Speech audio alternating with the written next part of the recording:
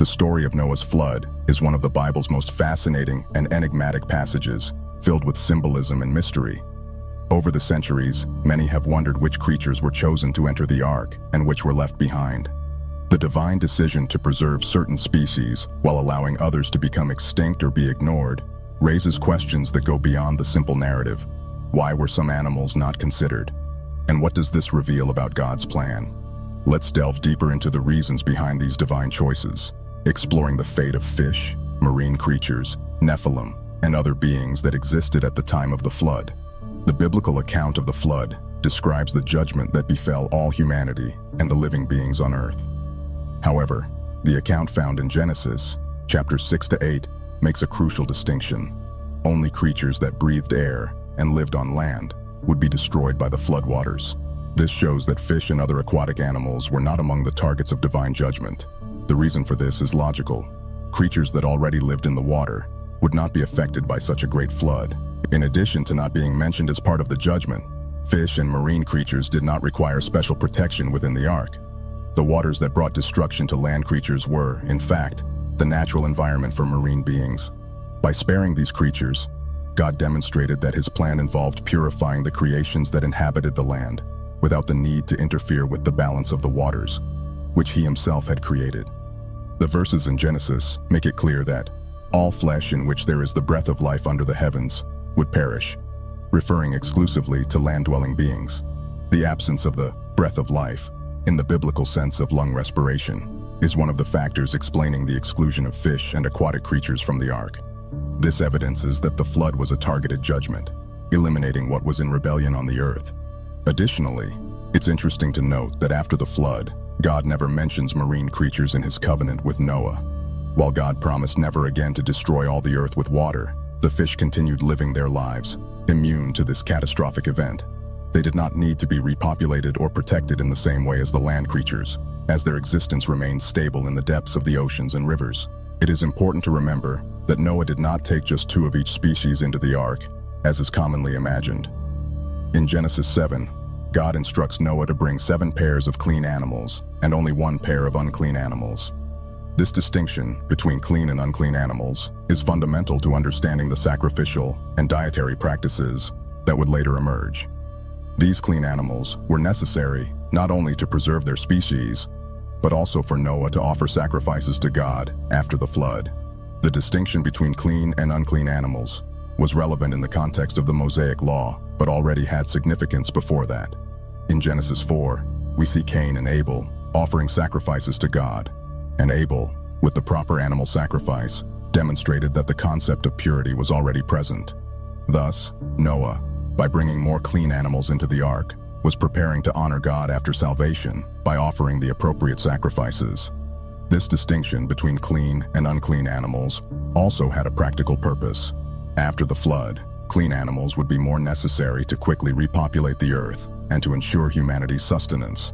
For this reason, God provided a greater number of clean animals, anticipating the role these animals would play in worship and in humanity's survival in the new world that would emerge after the devastation. Beyond spiritual considerations, there was also a concern for health. The dietary laws that would later be standardized in the book of Leviticus, classifying certain animals as unclean for consumption, reflected God's care for the health of his people. The exclusion of more unclean animals from the ark suggests that God desired Noah and his descendants to have a proper balance between sacrifice and healthy eating, preserving the species that would be most beneficial to humanity. The Nephilim, on the other hand, are one of the Bible's greatest mysteries. Mentioned in Genesis 6, they are described as powerful beings, the result of the union between the sons of God and the daughters of men. It is believed that these sons of God were fallen angels who, in disobedience to God, became involved with human women, producing a corrupted offspring. The presence of these giants on the earth was one of the reasons that led God to purify the world with the flood. These beings were not part of God's original creation, and therefore were not brought into the ark.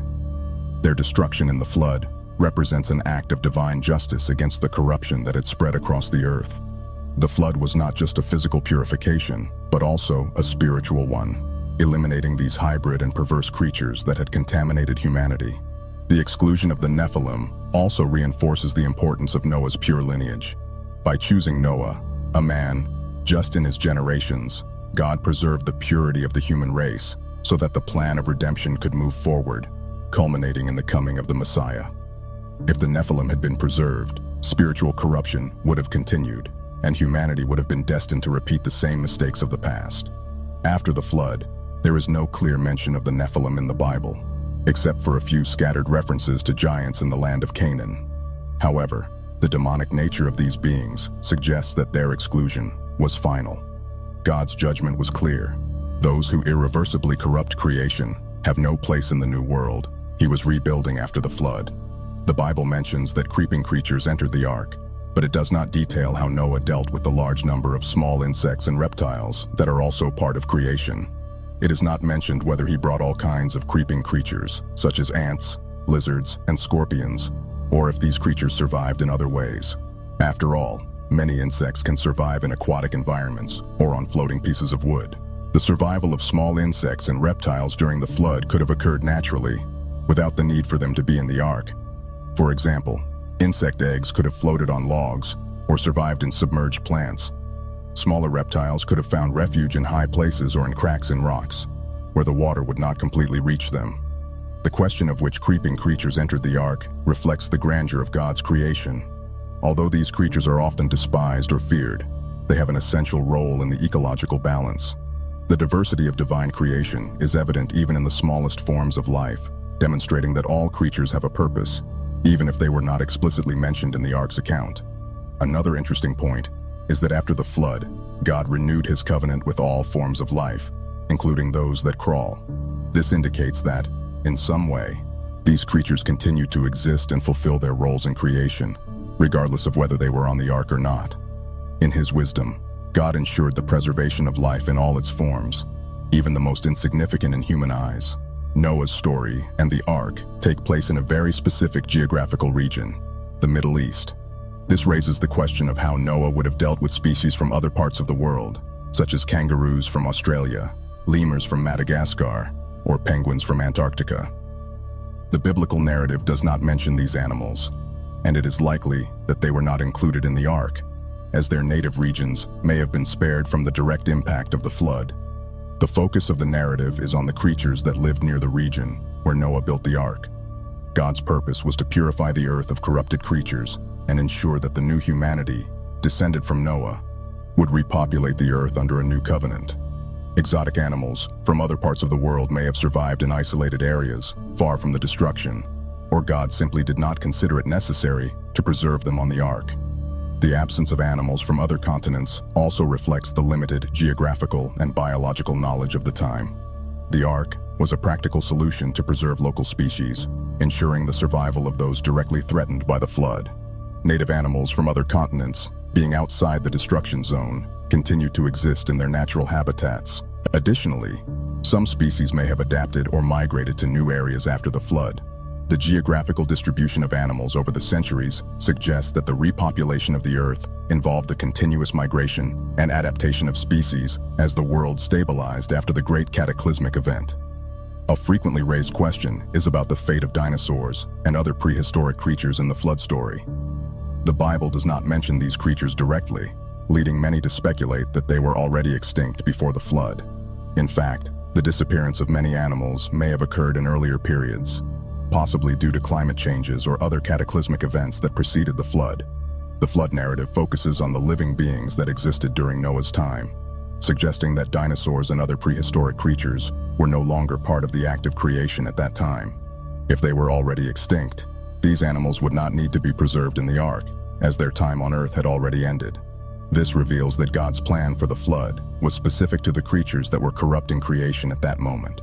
However, there are theories suggesting that some of these creatures might have survived the flood in isolated areas, but eventually disappeared in the following centuries due to environmental changes.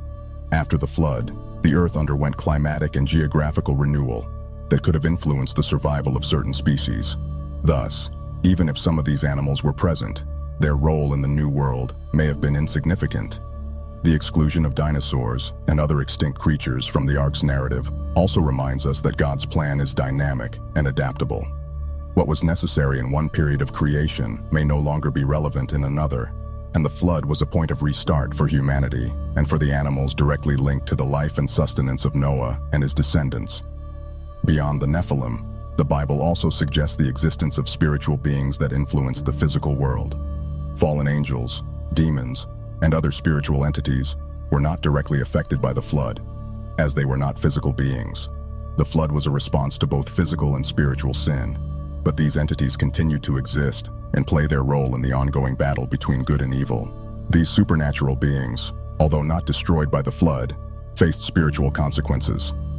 The book of Jude mentions that many fallen angels were imprisoned and kept in darkness, awaiting final judgment. This shows that while the flood was a temporary solution to the physical corruption on earth, it was not the end of God's plan to deal with the rebellious spiritual forces. The absence of explicit mention of these beings in the flood story also reflects the separation between the physical and spiritual realms. While the earth was being purified from the corruption caused by humanity, the spiritual battle continued. The flood was not the final moment for these forces, but only a step in God's larger plan for the redemption of the world. Furthermore, the fact that these creatures were not present in the ark or involved in the flood reminds us that physical judgment has its limits. The true battle against evil is spiritual and ongoing, and its outcome will only be decided at the end of times, when God will judge both the physical and spiritual worlds definitively. When God announced the flood, He offered humanity a way out through the ark, but only Noah and his family responded to the call. The Bible is clear in stating that corruption had spread throughout the earth, and only Noah was found righteous before God. His obedience saved him, while the rest of humanity perished. Those outside the ark symbolize the refusal to repent and submit to God's plan. The fact that God saved only 8 people, Noah, his wife, his 3 sons, and their wives, reinforces the severity of the judgment He brought. It was not a partial judgment or symbolic punishment. All of humanity outside the ark was destroyed by the waters, highlighting the level of depravity that had been reached in that generation. God's choice to save only a small portion of humanity emphasizes that He acts with justice and mercy, but also with severity when necessary. This exclusion also reveals a recurring theme in the Bible: the concept of a faithful remnant. Even amid the greatest corruption, God preserves a small group of righteous individuals to ensure the continuity of His plan. This becomes a pattern throughout Scripture, from the salvation of Noah and his family to the preservation of Israel during the exiles, and finally the church, which is called to be a faithful remnant in the end times. Furthermore, the preservation of Noah and his family serves as a message of hope for those who seek to live according to God's will. Even when humanity seems completely lost and corrupted, God sees and cares for the righteous. Noah was a symbol of obedience, and his exclusivity in salvation serves as a warning for the importance of following the divine will, especially in times of imminent judgment. In Genesis 6, humanity's corruption was not limited to humans alone, but also affected creation as a whole. Some scholars speculate that the spiritual disorder caused by fallen angels may have extended to animals, resulting in hybrid or abnormal creatures. If such creatures existed, it is clear they were not included in the ark. God's original creation, as described in Genesis 1, was good, and anything that deviated from this pattern was destroyed in the flood. These hybrids, if they really existed, could have been the result of experiments or forced crossbreeding that altered God's original design.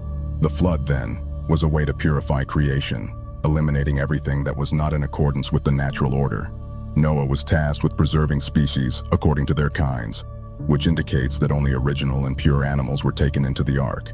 The idea of hybrids or altered beings also points to the chaos that sin can cause in creation. When sin enters the world, it affects not only the relationship between God and man, but also the natural balance of creation. The destruction of these creatures in the flood underscores God's desire to restore the original order and correct the distortions that had corrupted the earth. The new beginning after the flood involved preserving pure animals, free from the corrupting influences that marked the previous era. This reflects God's intention to re-establish creation according to its original purpose and not allow corrupted or abnormal creatures to be part of the new world He was rebuilding after the destruction. In ancient cultures, many myths of mythical creatures and monsters circulated, but the Bible makes clear distinctions between myths and God's creation. In books like Job, there are references to powerful creatures like Leviathan and Behemoth, which are symbols of God's greatness and power over creation. These beings, although powerful, are not portrayed as participants in humanity's daily life, nor as common animals that needed to be saved in the ark. These biblical monsters, like Leviathan, are more associated with the strength of waters and chaos that symbolize uncontrollable nature, over which only God has power. They were not literal creatures meant to inhabit the ark, but rather representations of God's dominion over the wildest elements of creation. Leviathan, for example, symbolizes the destructive power of waters and God's sovereignty over chaos. The exclusion of mythical beasts from the ark's account reflects the narrative's focus on the judgment and preservation of the literal and material creation that God wished to restore. Monsters and mythological creatures, being more symbolic elements, did not need to be preserved as part of the plan to repopulate the earth.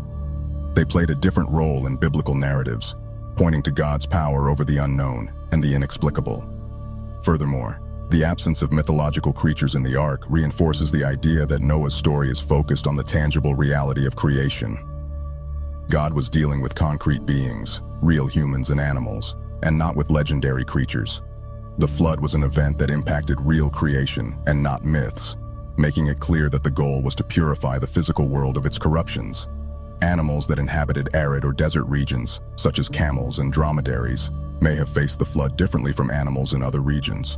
Being adapted to extreme environments, it is possible that some of these creatures had greater resistance to the scarcity of food and water. Although many of these animals may not have been directly affected by the waters, their survival outside the ark is a topic of speculation. The Bible does not detail the situation of animals native to desert areas, but their natural characteristics indicate an ability to survive extreme situations. Thus, even without the protection of the ark, animals like camels may have found ways to survive in less affected areas, perhaps in higher altitudes or regions less inundated. Additionally, it is possible that God's providential nature allowed these creatures to find means of survival until the water subsided. This reflects divine wisdom in creating animals with extraordinary adaptation abilities, capable of facing adverse circumstances and thriving even in the harshest conditions. The adaptation of these animals to arid environments is proof of God's ingenuity in creation. Still, many of these animals may have been brought into the ark, as their importance for human subsistence in the post-flood world would be vital. The transportation of goods and the exploration of new areas would require hardy animals, like camels, which already played a crucial role in ancient civilizations.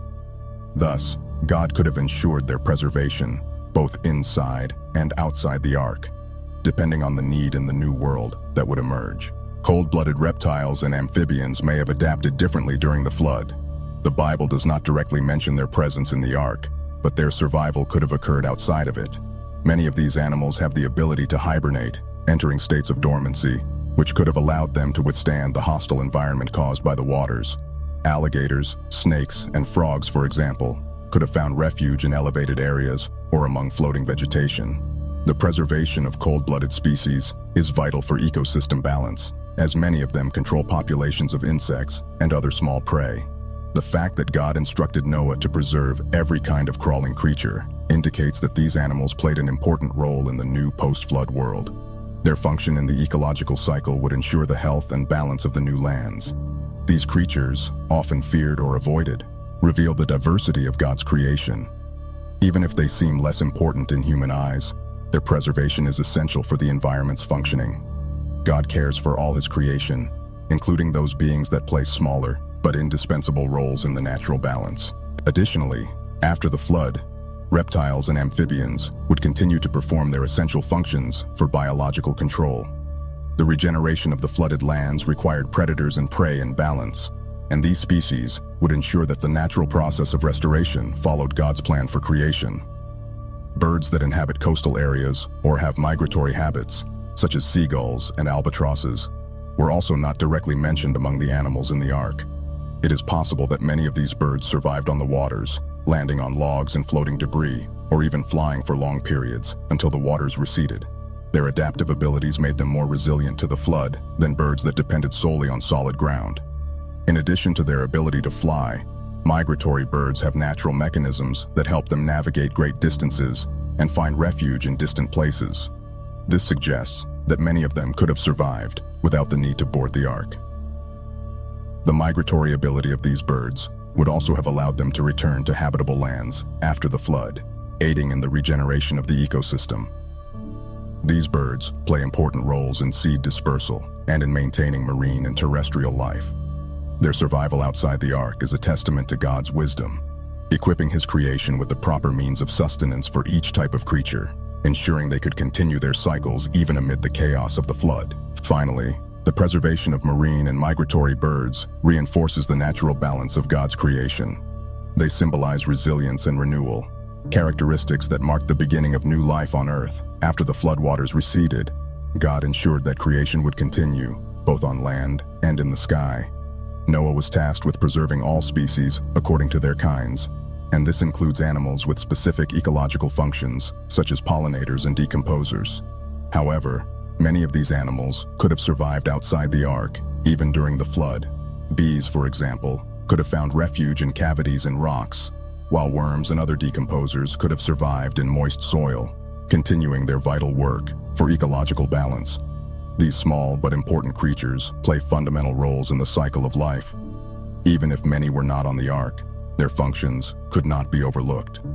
The balance of creation depends on all elements working together, including the less visible beings. Noah, therefore, may not have needed to worry about these animals directly, as many of them would have found natural ways to survive the flood. Another important point is that the preservation of the ecosystem was part of God's plan. The flood did not aim to destroy nature completely, but rather to purify humanity and corrupted creatures. Animals with essential ecological functions for the regeneration of the earth would have continued their tasks soon after the flood, ensuring that the cycle of life continued and the world was repopulated properly. Thus, the survival of these animals outside the ark is a reminder of God's sovereignty over all aspects of creation. He not only preserved the larger, visible species directly useful to humanity, but also ensured the continuity of essential functions that maintain ecological balance. This reflects the complexity of the divine plan and how every creature, large or small, has a role to play in the world God created. Noah was instructed to take 7 pairs of clean animals into the ark, including those used for sacrifices. After the flood, Noah's first action was to offer a sacrifice to God, and this was done with the clean animals he had preserved. Sacrifice was a fundamental part of worshiping God, and the inclusion of these animals in the ark was not only to repopulate the earth, but also to ensure that humanity could continue to worship God in the prescribed manner. The fact that Noah brought more clean animals than unclean ones suggests that God already had in mind the importance of sacrifices in the new post-flood world order. Animals like sheep, goats, and cattle were essential for both sustenance and worship, and the preservation of these animals in greater numbers was divine provision to ensure that proper worship could be carried out after the destruction of the old world. After the flood, when Noah offered a sacrifice to God, it was the first time humanity re-established its relationship with the Creator after the judgment. This underscores the importance of sacrifices as a form of communion and repentance. The smoke of the burnt animals rose as a pleasing aroma to the Lord, symbolizing God's acceptance of that act of worship and the beginning of a new covenant between Him and humanity. The preservation of animals used for sacrifice is also a spiritual lesson about the importance of offering God what is pure and worthy. Noah did not offer just any animal. He offered the best, those that were clean in God's eyes.